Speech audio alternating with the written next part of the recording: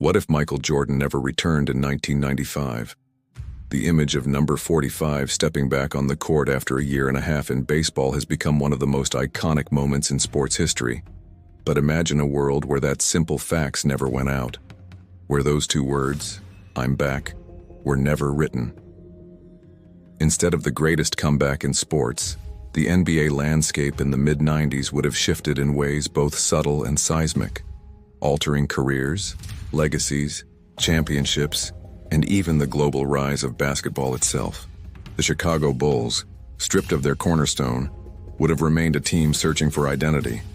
Scottie Pippen, brilliant as ever, would continue to carry the franchise but without the transcendent force that made them unbeatable. In 1994, we already saw glimpses of his leadership, near MVP caliber, clutch, versatile, but also saw the cracks when the weight of the franchise fell solely on his shoulders. The infamous incident against the Knicks, where Pippen sat out the final play because he felt overlooked, foreshadowed the limits of how far the Bulls could go without Jordan. The chemistry of that team was strong, yet never invincible. Without Michael, that vulnerability would become permanent, setting the stage for Eastern Conference rivals to seize opportunities long denied. Consider the Orlando Magic in 1995. Young, hungry, armed with Shaquille O'Neal's dominance and Penny Hardaway's elegance. In reality, they faced Jordan at half strength and still managed to eliminate the Bulls. But in this alternate timeline, there is no partial Jordan, no shadow of a legend returning from baseball rust. The Magic would have faced a Chicago team led by Pippen and Grant, talented but not transcendent, and their path to the finals would have been even clearer. The Rockets, with Hakeem Olajuwon in his absolute prime, were already destined to dominate, but the rivalry that could have bloomed between Olajuwon and Shaq in the mid-90s would have begun sooner and burned hotter. Two of the greatest centers of their era clashing for supremacy year after year, without the Jordan roadblock, would have redefined the league's balance of power. For the Rockets, championships in 1994 and 1995 were reality, but without Jordan's return in 1996, it is not inconceivable that Olajuwon's dynasty stretches further, perhaps a third consecutive title in 1996, cementing Houston as one of the greatest dynasties ever, or perhaps yielding to the Magic, signaling the birth of a new empire. Either way, the conversation shifts. Instead of the Bulls' second three-peat, we might be talking about the Rockets' three-peat or the Magic's early dynasty. Legacies rewritten, careers redirected, the entire narrative of 90s basketball altered. The Knicks, long tortured by Jordan's presence, would suddenly find themselves facing new horizons. Patrick Ewing, perpetually cast as the star who could never overcome the greatest, would now have that obstacle removed. In this universe, the Knicks' gritty defense and Ewing's determination might finally be enough to push them into the finals not once, but multiple times. Imagine the Garden exploding as Ewing lifts the trophy in 1996, rewriting his reputation from a star who fell short to a champion who persevered. The ripple effects cascade outward. Charles Barkley, Karl Malone, Gary Payton, Reggie Miller, players whose legacies were overshadowed by Jordan's dominance, suddenly have windows of opportunity that never existed in reality. Perhaps Malone captures a ring in 1997, finally validating his scoring titles.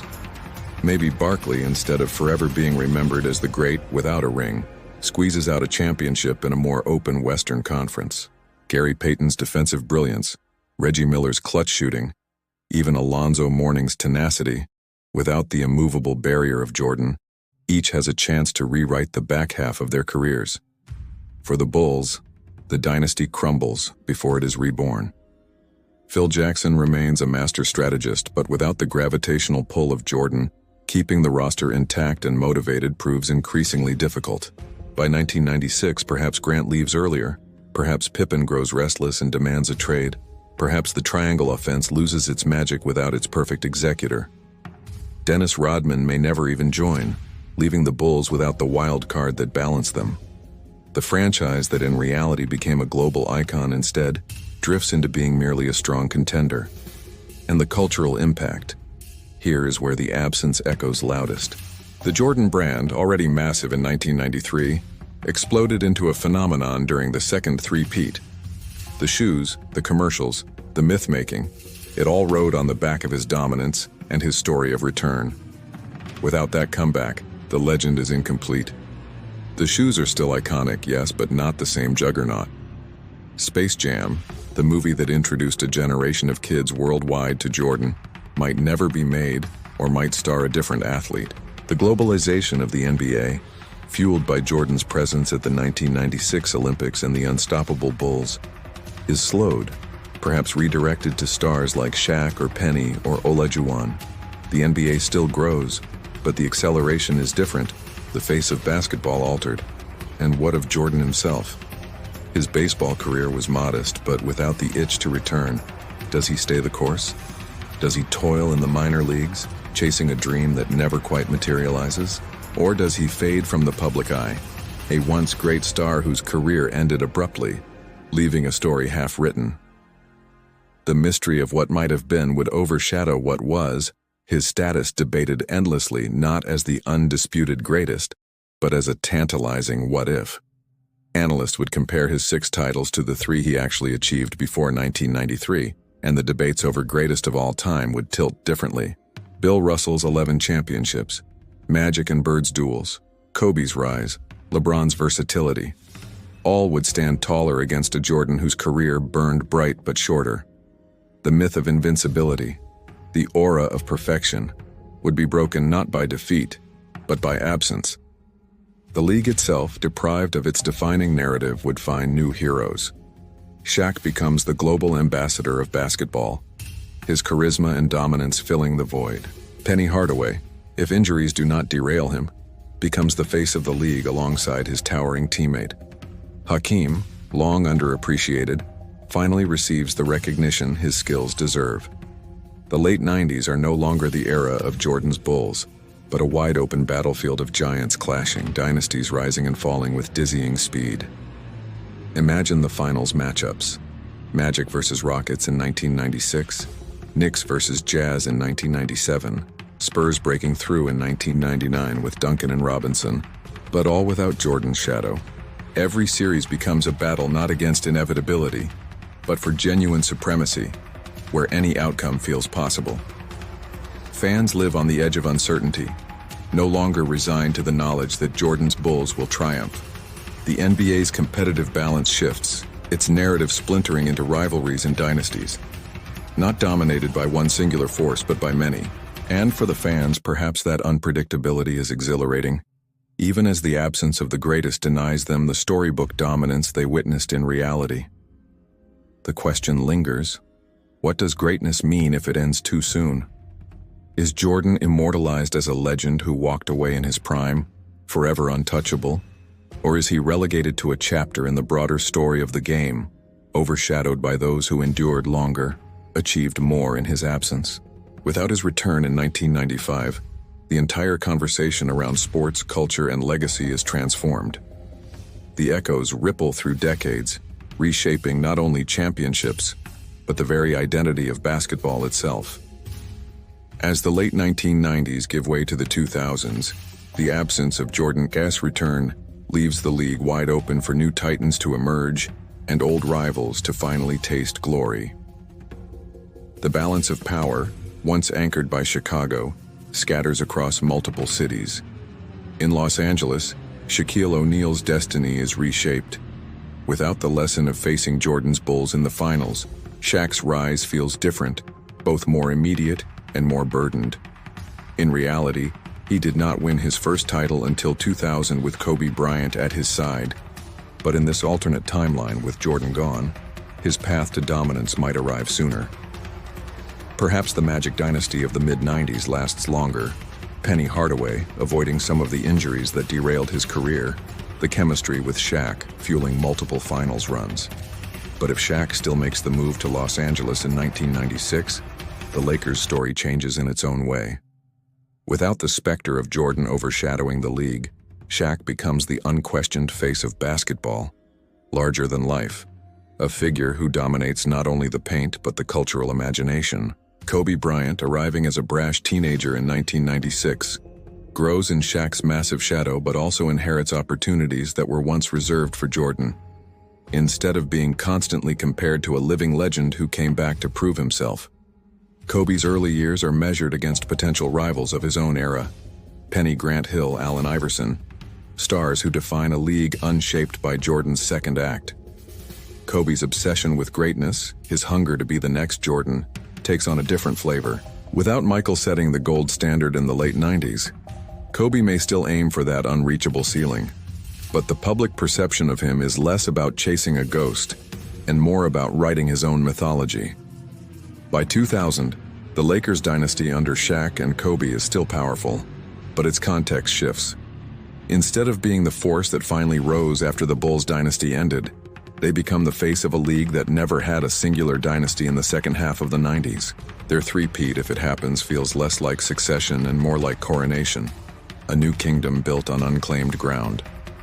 Meanwhile, in San Antonio, the Spurs still draft Tim Duncan in 1997, pairing him with David Robinson, but their path to greatness is altered as well. In reality, they claimed their first title in 1999 during the lockout season, a stepping stone to a dynasty defined by quiet excellence and consistency. Without Jordan's second three-peat dominating headlines, the Spurs' rise commands more attention, their fundamentals celebrated not as contrast to Chicago's flash, but as the league's guiding standard. Duncan, the stoic, methodical cornerstone, becomes not merely a rival to Shaq and Kobe, but the symbol of a league that has shifted toward balance, defense, and system over stardom. The Spurs' battles with the Lakers in the early 2000s define the Western Conference, as they did in reality, but without Jordan's aura still lingering in the background, these clashes become the league's defining narrative. Every series feels like a battle for the soul of basketball itself. Shaq and Kobe's power and flair against Duncan's discipline and quiet dominance. Elsewhere, the storylines of individual stars bloom differently. Allen Iverson, drafted in 1996, becomes more than just the rebellious counterculture icon he was in reality. Without Jordan dominating headlines, Iverson's defiance, his crossover, his MVP run, his 2001 finals performance, all command even more cultural weight. He is not just the answer, but the symbol of a league seeking new identity, bridging the gap between street culture and global stardom. Vince Carter, whose dunks captivated the world, becomes perhaps the single greatest showman of the league, his popularity amplified by the absence of a Jordan return to dominate highlight reels. Tracy McGrady, Grant Hill, Kevin Garnett, all shine brighter in a league without a singular megastar absorbing so much of the narrative oxygen. And yet, the league's global reach, though still growing, feels different. In reality, Jordan's comeback and dominance in the second three-peat coincided with the explosion of the NBA on the world stage. Television deals, merchandise, Olympic dominance, the Dream Team's legacy extending into the new millennium. Without that defining story, the NBA still expands globally but at a slower pace, driven more by a collection of stars than by one face. Shaq becomes beloved worldwide, but his charisma is different from Jordan's mystique. Kobe earns international respect, especially as he ages. But without Jordan to chase, his brand is not yet global. Iverson resonates deeply with a generation, but his appeal is divisive. The NBA becomes a mosaic of stars rather than a singular empire, powerful but fragmented, diverse but lacking that central myth. And Michael Jordan himself in this timeline becomes the most fascinating ghost story in sports. Retired in 1993 at the height of his powers, never to return, he is frozen in time, his legend both elevated and diminished. On one hand, he is remembered as the man who left on top, undefeated in finals appearances, the superstar who chose to walk away rather than fade. On the other hand, his career feels unfinished, a brilliance cut short, a legacy built on promise as much as achievement. Analysts debate endlessly whether 3 championships are enough to declare him the greatest. Comparisons to Bill Russell's unmatched 11, Magic and Bird's sustained dominance, Shaq and Kobe's multiple rings, Duncan's consistency, and eventually LeBron's all-around greatness grow louder. The GOAT debate is no longer tilted so heavily in Jordan's favor. For some, he remains the ultimate what-if, the shooting star who burned brightest, but too briefly. For others, His early retirement and lack of a comeback tarnish his place atop the pantheon. His shoes still sell, but without the story of return, without the 72-10 season, without the iconic moments against the Jazz, the brand is merely powerful, not transcendent. Space Jam, perhaps never made, robs a generation of that crossover between basketball and culture. The world knows Jordan, but not as the living legend of the late 90s. It knows him as the star who was, not the king who returned. By the time LeBron James enters the league in 2003, the world of basketball is different. Instead of being hailed as the next Jordan, the chosen one destined to carry the league's torch, LeBron is measured against a fragmented field of legends. He is compared to Shaq's dominance, Kobe's flair, Duncan's consistency, Iverson's cultural resonance. The pressure is still immense, but the shadow of Jordan is not the same looming presence. LeBron ace rise feels less like chasing a ghost, and more like building a new empire from the ruins of an unfinished one. His greatness, his finals runs, his eventual championships all play out against a backdrop where Jordan is more myth than measuring stick. The cultural weight of the game shifts, perhaps not diminished, but distributed differently.